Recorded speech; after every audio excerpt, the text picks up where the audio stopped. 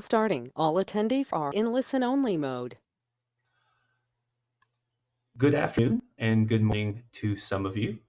Thank you so much for being able to attend our webinar today. Heat stress isn't cool. What you should know leading into summer, which is actually a pretty pertinent topic right now. We were just talking about that coming in. It seems to be just hot everywhere. Let me get. I'm so sorry, my computer is going super slow right now. Great. This is the second installment in our 4-part webinar series with Bullard. And why the partnership with Bullard? Bullard and FACS share a common mission to educate and to protect workers and the public, particularly within the industrial sector. Bullard is a family-owned company based out of Kentucky who specializes in the manufacturing and engineering of industrial respirators, supplied air monitoring and filtration systems, and a wide range of other safety products. FACS is a national environmental health and industrial hygiene consulting firm who offers services such as asbestos, lead, and mold inspections, indoor air quality assessments, exposure monitoring, water quality testing, litigation support, and so much more. My name is Sam Schabowski. I'm the marketing coordinator here at FACS, and presenting today is FACS's very own director of our San Diego office, Kristy Thornton. Kristy. Yes. Hi, everybody. Sorry, Kristy. Sorry, I was waiting. Yeah, that's right. Kristy brings over a decade of expertise in the industrial hygiene, environmental health, and safety field. Kristy specializes in exposure assessments across diverse industries spanning construction, remediation, healthcare, hospitality, and municipal infrastructure, and designing evidence-based health programs to manage chemical, physical, and biological hazards. She also partners with engineering and safety teams to develop best practice solutions for reducing workplace exposures. She is an active member in both the American and Australian Industrial Hygiene Associations. Kristy is committed to excellence in occupational health through program design, consultation, and industry engagement. Now, Kristy, take it away. Thank you. So hi, everybody. Hopefully you can understand the accent as we go through this. We today are discussing heat stress. So heat stress isn't cool, what you know leading into summer. And again, thank you to Bullard for partnering with us for this presentation. Some of the details, if you would like a certificate at the end of this presentation, please reach out to us. We can issue certificates for attendance. Some of the goals or the agenda items that we want to cover today is really give you an understanding of the physiology of thermal stress, define some of the types of heat-related illnesses, identify some methods of evaluating heat stress, and a basic understanding of the components of a heat illness prevention program, and some of the methods of preventing and controlling heat-related illnesses in industrial environments. So hopefully some real solutions and ways to combat heat illness we can provide you. So to start it off with some sobering statistics, in 2023, summer saw over 2,300 deaths attributed to heat, according to the CDC. That's the highest number in 45 years. Heat-related deaths have generally increased in the United States over the past few decades, with the last 7 years seeing a really sharp surge. In this graph, you can see from the 2024 weather fatalities shows heat fatalities for 2024 at 199, with a clause that number is actually anticipated to rise, as there is usually a delay in reporting. So it's quite a significant impact on illnesses and deaths that we have in the United States. Further to that, this graph from the EPA shows the number of reported occupational heat-related illnesses and deaths in the United States each year. The blue portion of the bar shows deaths in construction, which We maybe more frequently hear about heat illness related to construction, but it does also impact all other industry sectors as well. The orange portion of the graph shows other sectors of the economy. So it does have a big impact on construction, but it does also show up in other industries and other areas that we need to be careful about as well. So the human heat stress response is really, heat strain is the overall physiological response resulting from exposure to a heat stress. Factors that contribute to heat stress are things like high air temperature, radiant heat sources, high humidity, and physical activity. Elevated levels of heat strain can lead to heat-related injuries or deaths, and can occur when the body can't get rid of that excess heat. And those are impacted by two parts: your inter-individual differences, so differences that are observed between people, so things like hydration levels, exposure duration, fitness, and some other impacts, and then intra-individual differences, things that are observed within the same person when they're assessed at different times or at different situations. So things like your sex, your age, if you have any chronic diseases, all can impact your response to heat stress and heat strain. So some of the heat stress factors, individual factors will modulate a person's capacity to dissipate heat and therefore heat strain experienced during exposure to heat. So there are environmental factors, temperature, humidity, air movement, radiant heat, things that we can assess and look at. And then there are also the individual factors. So age, weight, degree of fitness, any drug or alcohol use, any medication can also impact your ability to tolerate heat, clothing that you're wearing, your degree of acclimatization.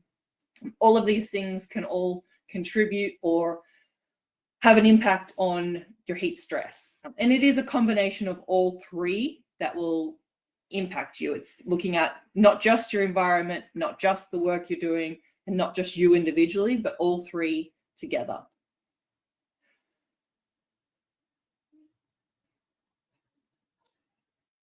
So to give you a little bit of information on the physiology of heat stress, we've got a little example here of the human body showing the temperature and the blood volume and what is considered normal and above normal levels where heat is dissipated from the human body. But hot work, work-related heat sources, and physical exertion raise the body's core temperature, and that's what we're mainly concerned with. Heated blood is pumped to the skin's surface where the body heat transfers to the environment, maybe, and then sweating helps to cool your body even faster, so through evaporative cooling. But if your core temperature increases that much that you're unable to sweat, that's when we start to get into an issue. So during heavy work, your body can lose up to 2 liters of water per hour. That's quite a big number, and I'm not sure about you, but I am not great at drinking 2 liters of water an hour myself in a hot environment to refresh what's being lost. So it's a really big number, an important one to know for yourself and to know for your workplace, to remind people to stay hydrated. After 2 to 3 hours of losing fluids at that rate, an individual is likely to lose endurance. You're not able to maintain your work rate anymore. You become really uncomfortable. You can become quite agitated. You feel hot and you become thirsty. Some people don't get that thirsty cue and they just start to fall into the symptoms of heat stress and heat illness. And that's when we have more of an issue. But hopefully you're stopping to rehydrate before you get those cues, before you're getting tired, before you become thirsty. It needs to become a regular occurrence that we're stopping, we're having a break, we're taking some fluids in before we get those body cues that it's a requirement. After 3 hours, you can see the infographic here is quite red. the temperature is rising, our blood volume is getting a little lower, we're really starting to feel pretty bad. We're maybe experiencing some heat cramps, some heat exhaustion. So after that 3-hour mark, dehydration may result in this person experiencing headaches, muscle fatigue, loss of strength, again, those heat cramps. They're really starting to feel really bad. They might be losing their alertness, which then becomes another safety factor because we have people out there in the workforce that aren't concentrating on maybe their people-plant interaction, or so when accidents start to happen as well. So it's both a risk for them from a heat relation and then also from a safety perspective in general. So heat and the human body, it is really all about balance. The amount of heat produced by the body really does equal the amount of heat lost to the environment. We need to keep those as aligned as possible in order to maintain, you know, a comfort factor and our ability to continue to work.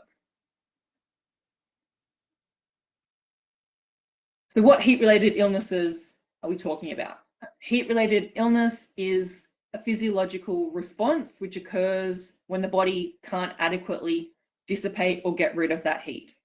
This leads to a dysfunctional thermoregulation that can present as a variety of syndromes, ranging from heat rash to heat exhaustion, and then right up to life-threatening issues such as heat stroke. And there are a lot of documents out there that you can use to help train your team on the signs and symptoms and risks of these heat-related illnesses and how they apply in your workplace. Some of the risk factors when we're talking about heat-related illnesses in industrial settings, factors like poor ventilation, heavy PPE if you're having to wear, you know, fire retardant clothing, it's quite heavy. Inadequate cooling systems are often make that situation worse if you're wearing heavy protective clothing, heavy aprons for welding, and then you don't have a lot of ventilation. That person can experience heat stress more significantly. It creates an effect that the hot air lingers and the temperature steadily climbs for that individual. Some heavy machinery may also require its own ventilation system too. Any machine that gives off excess heat or steam should hopefully have a local exhaust infrastructure to ensure its radiant heat doesn't affect nearby workers.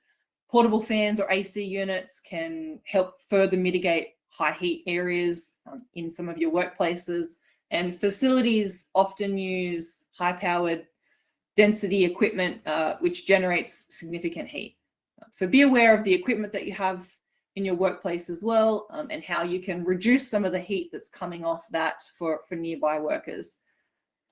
The impact on heat stress on an individual in an industrial manufacturing setting, it can reduce your performance, lowers your productivity, which can then lead to lowered revenue. It decreases your quality of output, increasing your need for rework.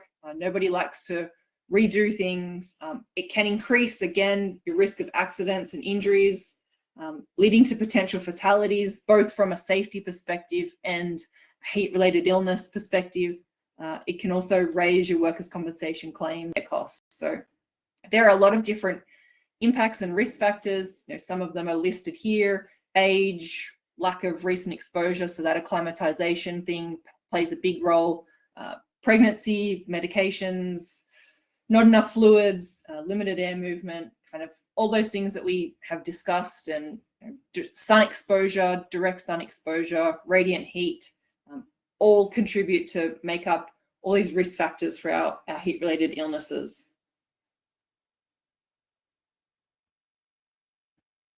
So what are types of heat-related illness? Heat rash might be one you're more commonly known. Symptoms of heat rash include those red clusters of pimples or small blisters. It usually appears on the neck, on the upper chest, groin, under the breasts, or in elbow creases, around your calves if you're wearing gum boots or large boots. Workers experiencing heat rash should work in a cooler, less humid environment if possible. keep the rash area dry, which can be difficult if they're required to wear some PPE that, again, is causing them to sweat some more, but keeping the area dry is really beneficial.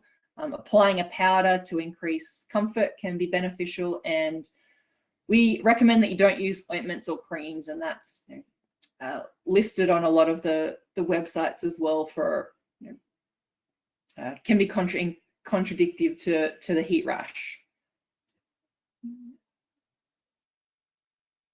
Heat cramps is another one of the heat-related illnesses we see a lot. Symptoms: muscle cramps, pain, spasm. Can also be in your abdomen, arms, or legs. It's quite frequently in your legs, but it can be in your abdomen as well. Workers experiencing heat cramps should drink, avoid salt, and potentially get medical help. So heat cramps usually affect workers who sweat a lot during strenuous activities, and that just might be a personal response. Some people just sweat more than others. This sweating really depletes the body's salt and moisture levels. Low salt levels in your muscles cause potentially painful cramps, and those heat cramps may also be a symptom of heat exhaustion.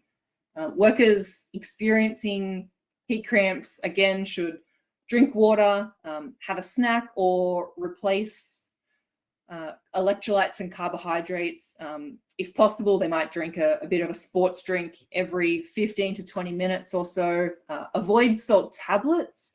That can provide too much salt, but you can use an electrolyte type drink and get medical help if they have heart problems. If they're already on a low sodium diet, they may also need some medical help. And if they have cramps that don't subside within an hour, that would lead to some more concern and some need to get some outside medical help. Heat syncope is another one. It's fainting, basically. It's a fainting episode or dizziness that usually occurs when standing for too long or suddenly standing up after sitting or lying down. Factors that may contribute to heat syncope include dehydration and lack of acclimatization. So if you have a new employee or someone who has been off on a week-long break and they've come back to work, they are unacclimatized for that working environment, and they need to take it a little slower, drink some more water, and just re-acclimatize to the working environment before we can expect them to go in for full duties. Symptoms of the heat syncope include fainting. For a short duration, this should not be a long duration. They may get some dizziness, some lightheadedness.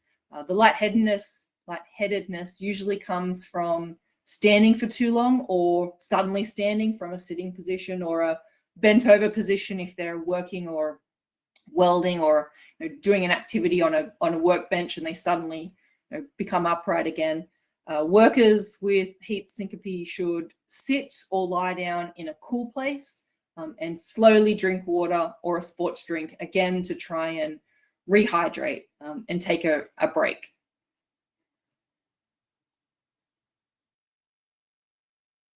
Heat exhaustion, again, this is kind of moving up the range of heat-related illnesses. Heat exhaustion is the body's response to an excessive loss of water and salt. It's usually through excessive sweating. So this person will be quite sweaty. Maybe their clothing will be quite wet. Symptoms of heat exhaustion include headache, dizziness, nausea, weakness, thirst. Irritability can be one that we often don't realize at the time. Elevated body temperature, decreased urine output. Again, those two are maybe harder for a third party to view and see, but individually, when we're training our workers on heat stress, hopefully they are aware of their own body temperature and their urine output, and they can use that as a factor to say, wow, I need to stop and take a break and have some more water or sports drink to rehydrate. You treat heat exhaustion by seeking emergency medical treatment, having someone stay with the worker until help arrives, Please don't send them off to have a break by themselves. Have someone stay with them, bring them water, have them sit in a cool area, remove any unnecessary clothing, including their shoes and socks, and hard hat or anything on their head if possible. If they're in a safe area, you can lose a lot of heat through your feet and your head, so it's a great way to cool down.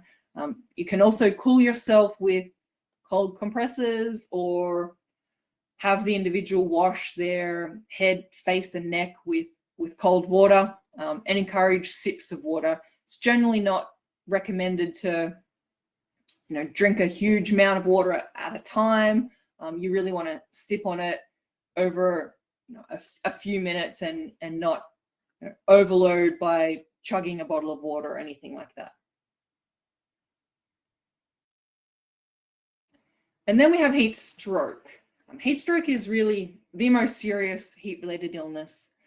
It occurs when the body can no longer control its temperature.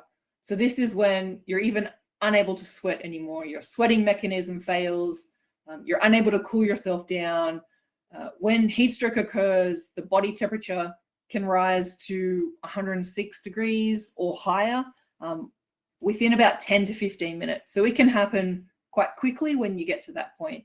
Heat stroke can cause permanent disability or even death if the person does not receive emergency treatment. So it is very serious, and hopefully we are able to identify the signs of heat-related illness before we get to heat stroke.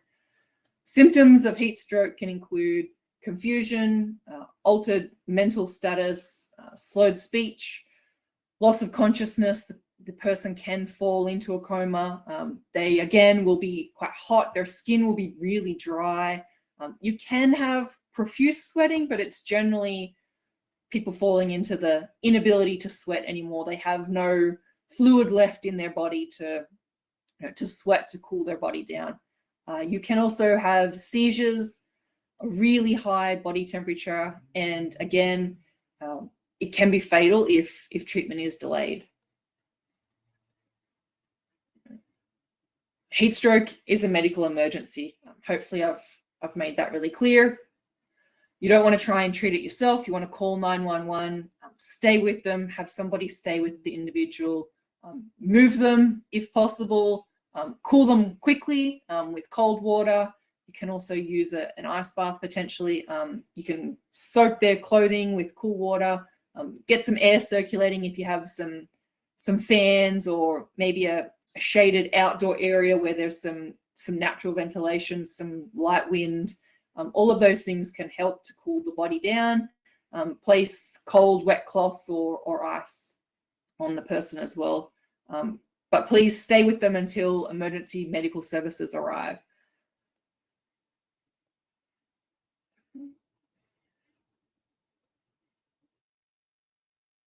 So now we know about heat-related illnesses. How do we evaluate them, or how do we evaluate our risk? So evaluating heat-related illness risk can be done by using the US National, the Atmospheric Administration, the NOAA website.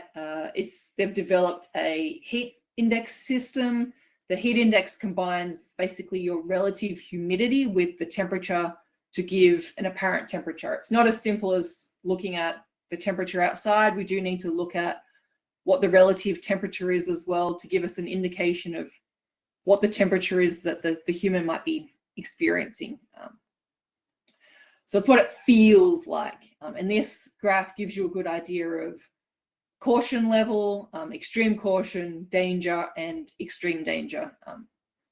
So it's a good one to print out and maybe just have in your office or in your lunchroom somewhere, so people can have a look at, if they have access to the relative humidity and the actual temperature, maybe what the heat index is.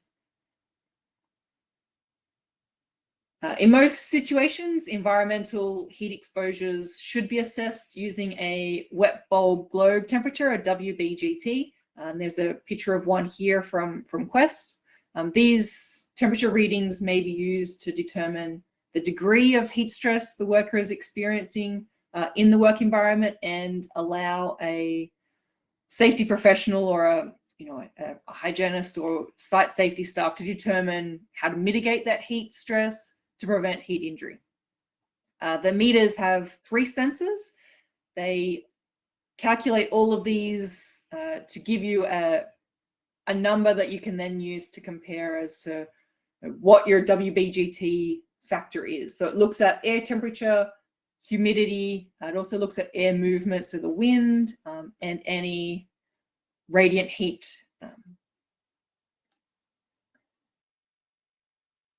So when air and vapor impermeable clothing is worn, the dry bulb temperature or the adjusted dry temperature is a more appropriate measurement than the WBGT. So if you're wearing Tyvek suits, you're doing some remediation work or some work that requires you to wear some really impermeable clothing, the WBGT number on its own might not be the best indicator, but there are other ways to measure what the level is, because impermeable clothing does not transfer humid heat loss. It only transfers dry heat loss. Using that number, you can then look at the TLV. The TLV assumes complete recovery from previous heat stress exposures before any subsequent exposure. So we need to also be aware of what our employees did leading up to us getting this number. What have they done the days prior? Potentially what they even did on the weekend. Did they spend all weekend camping out in the desert in some high heat environments? Those can also contribute to how they respond to heat in the workplace. The TLV, which is the threshold limit value, it is designed for healthy, hydrated, acclimatized workers to maintain thermal equilibrium. So we are looking at people that are healthy. If someone's come in from the weekend or on a Thursday and they're not feeling well and they're taking some flu medication, that will impact their ability to deal with the stress, and using the TLV as a safe or unsafe number may be risky, but it is a good tool that we can use to have a look at where we sit in what's safe and unsafe for healthy acclimatized workers. There is also an action limit, which is set for, again, healthy, hydrated, unacclimatized workers to achieve thermal equilibrium. So we can use the action level, the ACGIH, so they have the TLV that they have issued, which is the one we're talking about now, has a small margin of safety, and some workers may experience heat-related disorders below that TLV or the action level. So again, they're not safe, unsafe. They're used as a guide for helping us understand what the heat impacts and how to evaluate heat in our workplaces, and some of the controls that we can put in place.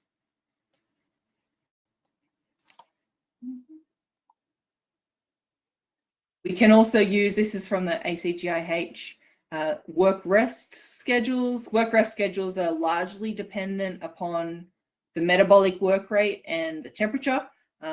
It's based on the WBGT reading. So you'd get your WBGT reading, you adjust it based on what the temperature is and then the work. So if they're doing light work, moderate work, or heavy work, again, that is based on your perception of what that activity might be. Somebody assessing it might think it's moderate work, but the individual performing the work might consider it to be light or even heavy.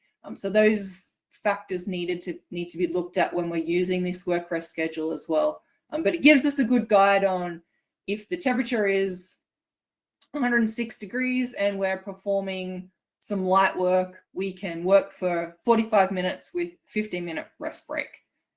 If we are at 98 degrees and it's heavy work, we can work for 35 minutes with a 25-minute break.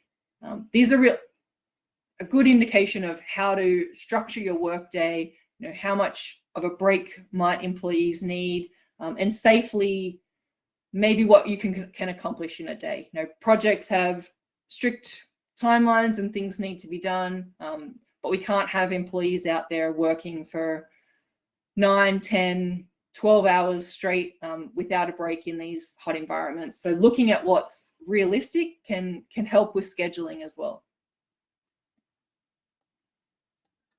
Again, adjustments can be made to this based on the type of clothing that the person's wearing, the humidity, and also acclimatization. They will all impact their ability to follow these work rest schedules and how much work or rest they may need in a 1 hour increment. Work rest schedules are largely dependent, again, on that metabolic work rate and the temperature. It's not a one size fits all approach. Each site, each individual, it might not be applicable to all of your jobs. Maybe you have one job where this works really well. The next job, this isn't a feasible option. But again, it can be a good indicator tool for scheduling and realistically looking at how safe, how much work can we get done in a day, dependent on air temperature and workload.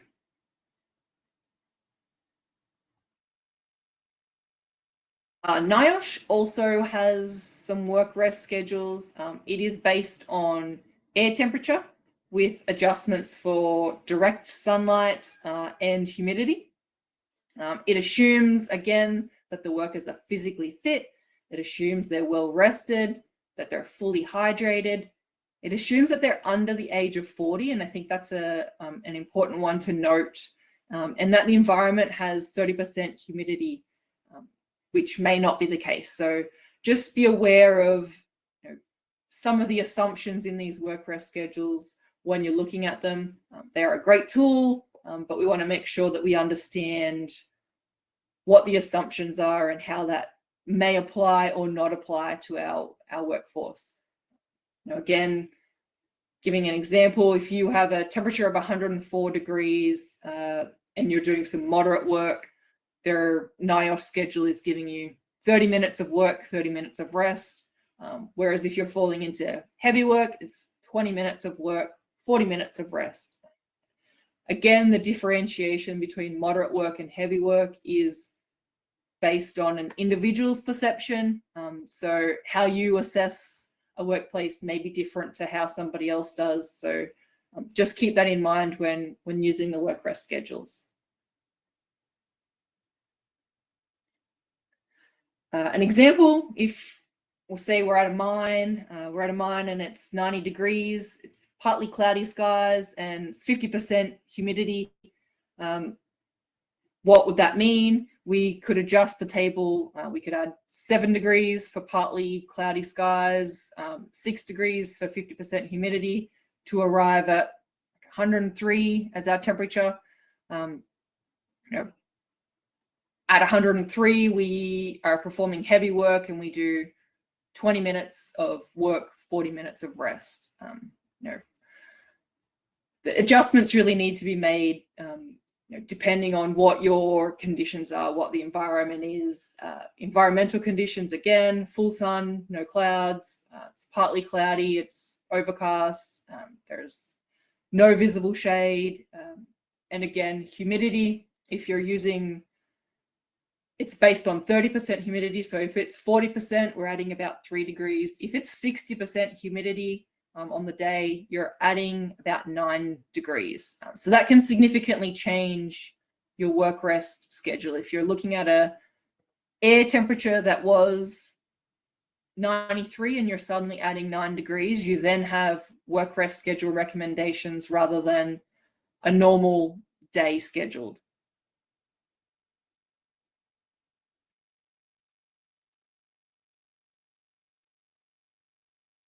So when we're looking at these work intensities, what does that mean? A lot of the descriptions aren't really clear and they are based on, again, your interpretation, but light work includes operating equipment, inspection work, you're working on a flat level ground, you may be using light hand tools.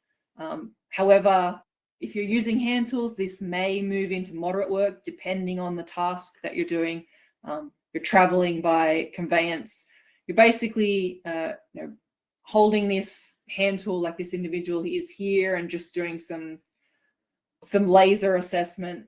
He's standing very still. He's not actively performing any task. He is in the shade in this photo, but he's wearing quite heavy PPE, so maybe the level of PPE that he's working in might up his work intensity into the moderate level because he doesn't have breathable clothing on, or there are a lot of factors to consider when we're looking at these work rest schedules and the work intensity levels that we're applying.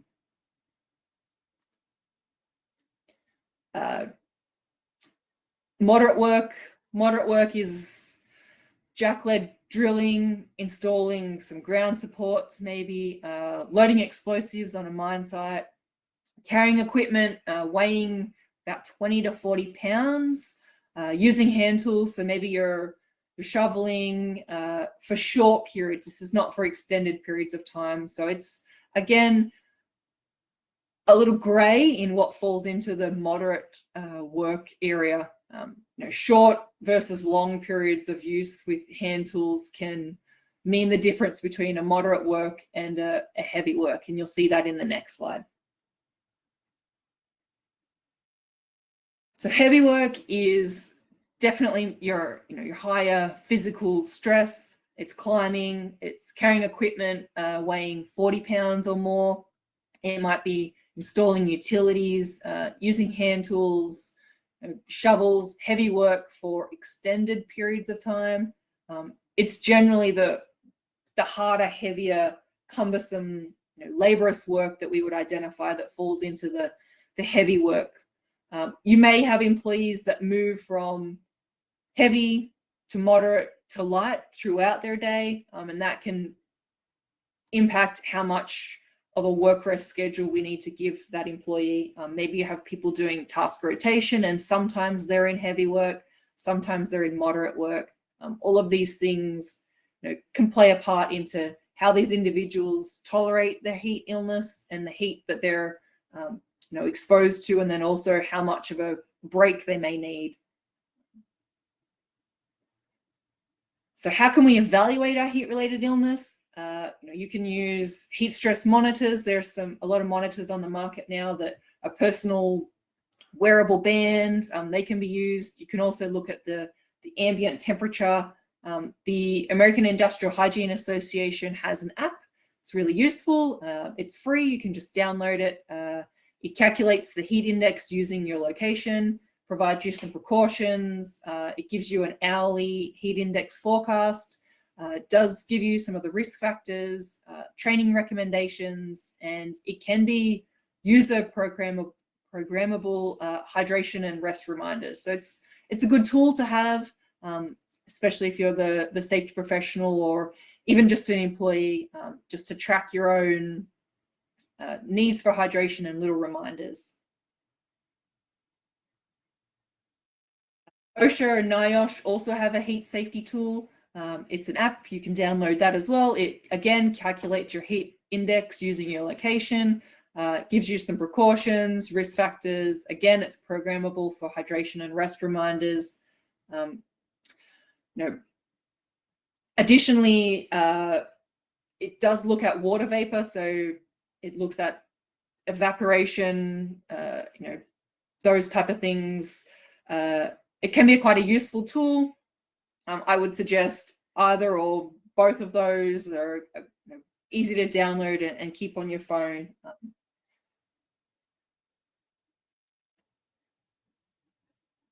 So some of the control measures, we're following the same pyramid that we have for all of our safety issues: eliminate, substitute, engineering, admin, and PPE. We can't eliminate the heat in most instances. We can't substitute it where we have to work outdoors. We have to complete these tasks. So we look at engineering controls. We want to control convection, radiation, and evaporation where possible. We can introduce cooler air, either by opening doors and letting natural ventilation in if the outdoors air is cool, or having some air conditioning if we're able to install that. Reducing our radiant heat sources can be a big one for reducing the general heat within the work area, shielding workers, and again, increasing our ventilation. Evaporative cooling is a big one.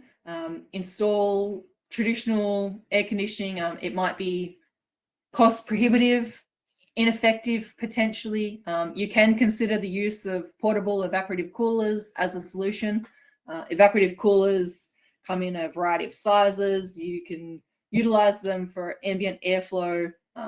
They actually cool the air they circulate whilst without emitting a mist or a spray. So they can be a really good tool in these hotter months if you have space in warehouses or work areas to utilize them.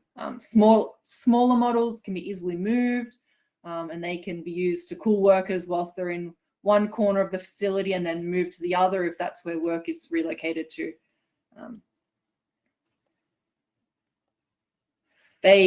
Some of the cost considerations, if we're talking about evaporative coolers, they're generally simpler and cheaper. Air conditioning might be a long-term solution for you, but on-the-spot cooling might be your solution to get through this summer. So they can be a great resource to utilize to cool your workers in your work area. Fans can be useful, but for a fan to work effectively in cooling, the skin must either be naturally sweaty, clothes might be damp, or wet cloths applied to the skin to maintain moisture. So if you have a really dry environment and you're using fans, they might not be the best solution for you because you're just circulating some hot air and you're not assisting in cooling your workforce. A lack of air movement in a large indoor space will lead to some stagnation. It can create pockets or layers of humid, stale, hot air.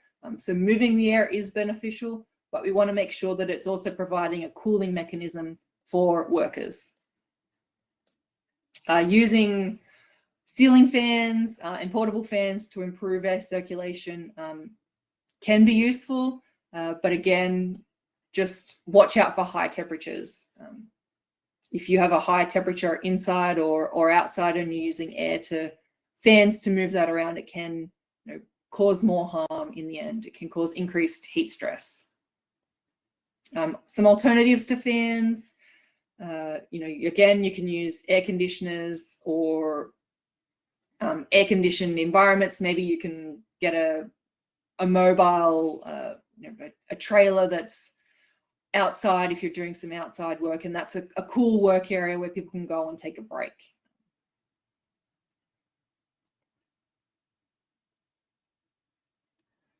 Radiant reflective shielding can be necessary. If you have high heat sources inside your working environment, lowering the process temperature can help. Relocating or insulating those heat sources also can be really beneficial. Placing line of sight reflective shielding can help reduce some of the heat. Can reduce it as much as 80 to 85% if it's effective enough. The images that you can see here, one is an offshore gas flare. It's a radiant heat shield that they implemented. And on the right was an industrial heat shield curtain in front of an oven. So both of these are great ways to reduce some of the heat that's coming off these two high heat producing sources.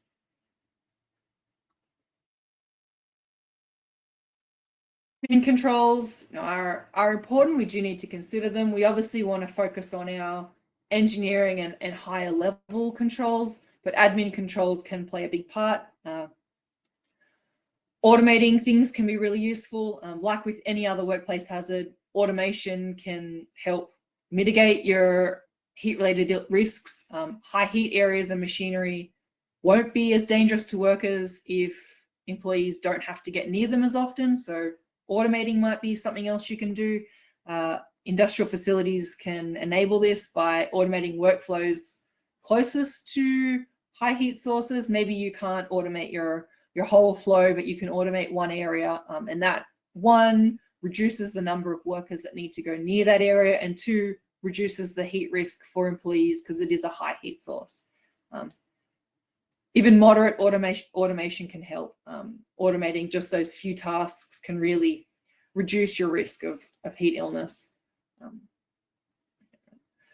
Otherwise, you can limit your exposure time. Again, that's falling back on those work rest schedules that we mentioned, but limiting exposure time, enhancing heat tolerance, and making sure that our workers, if they're working in a high heat area, are acclimatized. If they're not, giving them time to get acclimatized, and remembering that taking a small break, taking a holiday, maybe even taking a long weekend can lead them to be unacclimatized when they come back into work again. So providing the time they need to reacclimatize to the environment. Again, reducing that metabolic heat load, so automation if we can, and training. We want to make sure that our workers are aware of the signs and symptoms of heat stress and heat illnesses, so that one, they can protect themselves, and two, they can look out for their colleagues.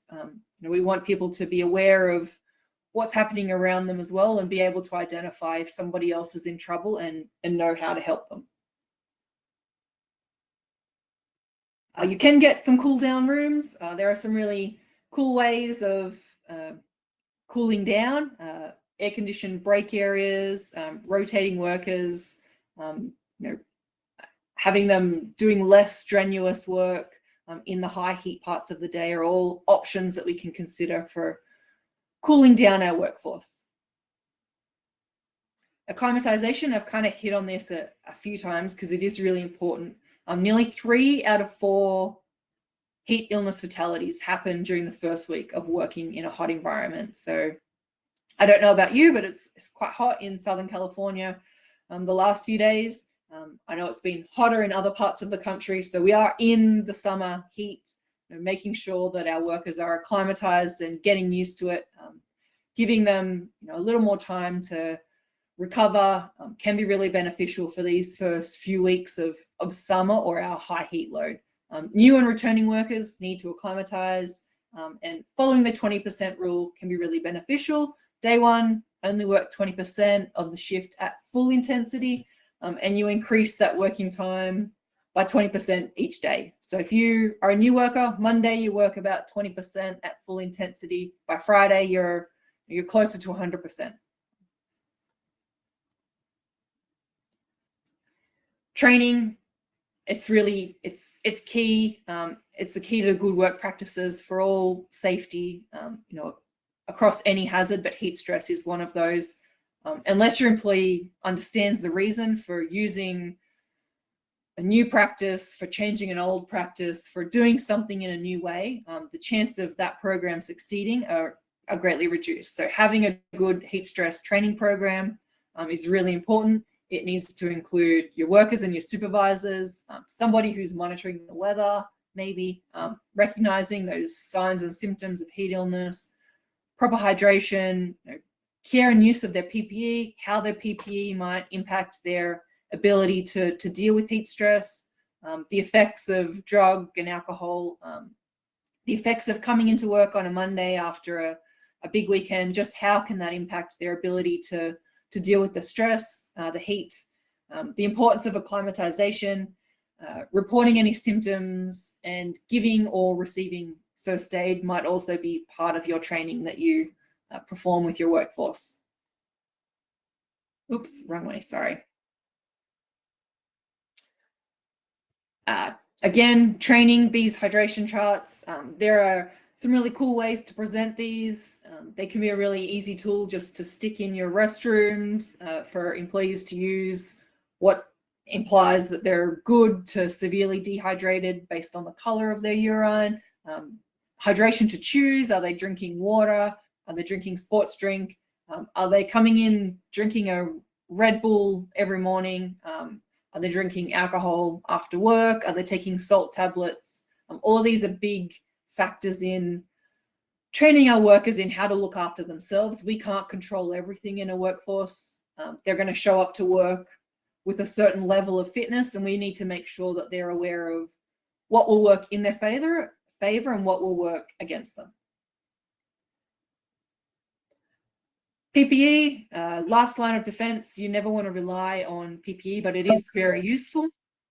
Looking at water or air-cooled garments, there are some really cool ice vests, neckties that are on the market that can be used. They're wetted and you can put them over garments. You can also have heat protection for different high heat activities. You can see the picture there. Just remember that ice vests or these type of things don't stay cool forever. They can heat up as well. So if we're using them or we have them as part of our arsenal for combating heat stress, make sure that they're regularly cooled and that the person doesn't just take them and wear them for an 8-hour shift. They may also contribute to them getting hotter as the day goes on. Hard hats can be a big one. We lose a lot of heat through our head, so wearing hard hats, reminding people to take them off when safe in break rooms, all those can be really useful. Long sleeves are great for stopping direct sunlight, maybe when we're outdoors, and it can be really beneficial for that. But long sleeves can also heat you up depending on the level of PPE that you're wearing. Light clothing is always beneficial.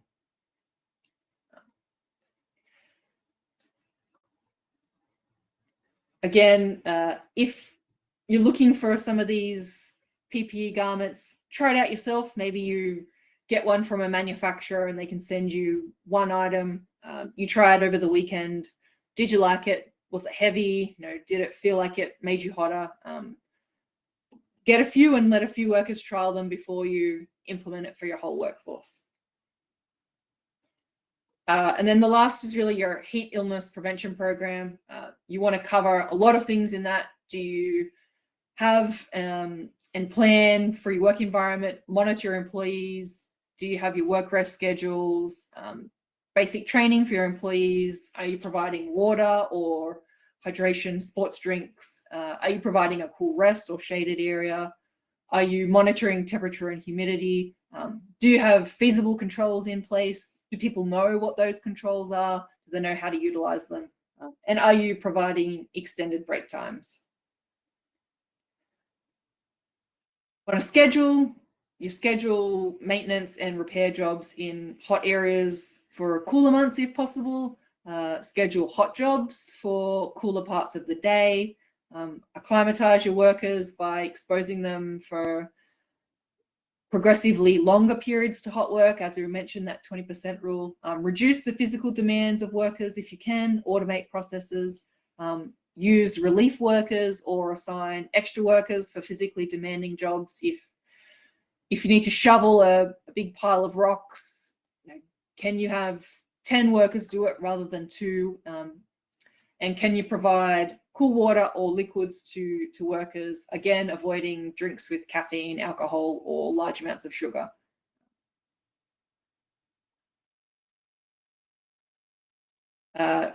Looking at heat advisories, you can get a lot of information off the internet. The OSHA monitors the National Weather Service, and you should as well. It provides, within 12 hours of the onset, it provides excessive heat warnings. So keeping an idea on what the temperature is going to be in the upcoming day, checking it the morning of a big heavy work shift can be really beneficial in you understanding the heat illness risk to your employees. A heat advisory is issued when the maximum heat index is expected to be 100 or higher for at least 2 days, and the nighttime air temperature won't drop below 75.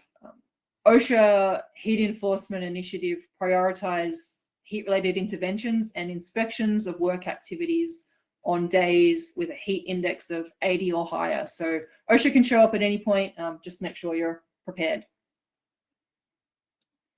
Regulations, there is no federal OSHA heat standard yet, but there's the informal public hearing on OSHA's heat injury and illness prevention, which was actually scheduled for yesterday. It commenced yesterday on June 16, and it will be continuing through to July 2nd. So it's kind of a watch this space for federal regulations at the moment. There was the published, proposed rule, which hopefully we're all aware of and you all have a copy of and you've looked at, but there are more discussions coming into the implementation of that, which started yesterday. The OSHA instruction, the NEP is not a standard, but it will direct enforcement. So you can go back to that national emphasis program for outdoor and indoor heat-related hazards. It's a really good resource. Again, heat.gov is another really great resource. Also, NIOSHA's recommended heat standard. The NIOSHA published a criteria for recommended standards for occupational heat illness, heat stress, and the NIOSH document includes recommendations for employers about how to prevent heat-related illness. It's all very similar to what we've gone over on this webinar today, but it's a great resource. If you haven't seen heat.gov, look up that one, and also the NIOSH documents. Always remember, hopefully I've emphasized it enough today, but the key elements of a heat-related illness prevention program are major heat stress factors. We need to look at the environment, the work, and the worker. All three impact each other. It will always require a combination of engineering and work practice controls. Please focus on engineering, but know that work practice controls can play a really big part and can contribute and help you significantly. And your heat illness prevention training, focus on water, rest, and shade, whether you're indoors or outdoors. Those are three really key, important things to remember for what your employees need to understand: how to be hydrated, when to take a rest, and where some shade and some break can be taken. And hopefully that's not too much information for you in a short period of time. Again, thank you to Bullard, and please reach out with any questions that you have at all. Yes, thank you so much, Kristy. And yes, just a follow up. We will be sending out an email some point this week with the link to the recording on our YouTube channel, as well as a copy of the slides and Kristy's info, as well as Bullard's and ours. So be on the lookout for that. As well as, if you still want a certificate for attending today, feel free to let us know. And then we do a Q&A session, but due to time, it looks like we have one question, Kristy. So we'll answer that, and then we should be all set. You mentioned several contributing factors to heat stress. How do you recommend prioritizing controls when job site conditions make it difficult to manage all those factors? And I think you did hint on that a little bit earlier. Yeah. And that is always the hard one. A lot of our workplaces are forever changing. If we're looking at construction, you're on a different site, you're doing a different task, there's different contractors around you doing different activities. But I think the key element to all of this really is our worker training and making sure our workforce has the skills and the ability to know where their shade is, where their water is, what they can do. And then on top of that, we as individuals, as the safety professionals, can look at how we can provide the engineering controls, the portable air coolers, kind of placing those around, but having our workforce understand what these signs and symptoms are and being able to identify them themselves is the biggest thing, because there are so many factors that contribute to what's happening on a day-to-day basis, what the temperature is doing. We can't control the weather. So training our workforce and making sure everybody knows what our heat illness prevention program is and how to access it is kind of the key to all of this. That makes perfect sense. Thank you so much, Kristy. And with that, we'll conclude this. Thank you again so much for everyone attending, and we hope you have a great rest of your day. Thank you.